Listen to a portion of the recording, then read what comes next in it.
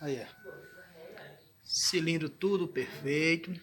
Os pistões estão bons. Agora eu vou trocar bronze fixo, bronze biela, fazer a retífica da cambota, né?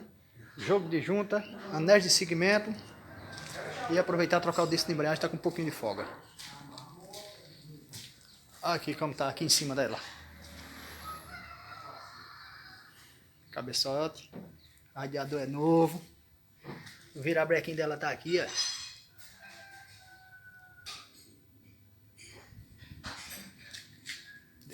Deixar nova de novo. Parafuso por todo lugar aqui. Eu vou arrumar, organizar a bagunça aqui. Bomba de óleo, vou botar nova. Os pistões. Esse disco de embreagem aqui, ó. Olha como ele tá. Não pode ter essa folga.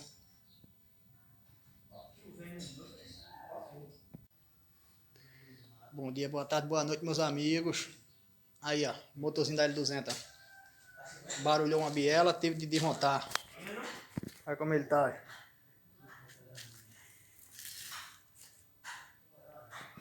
Agora eu desmontei de verdade.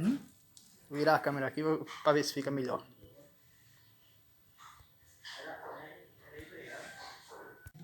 Bom dia, boa tarde, boa noite aí, meus amigos.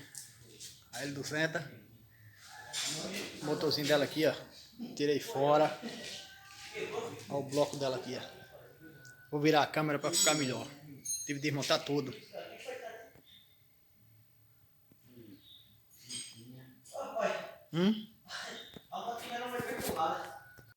Aí, Vanus, não sai de um jeito, sai de outro.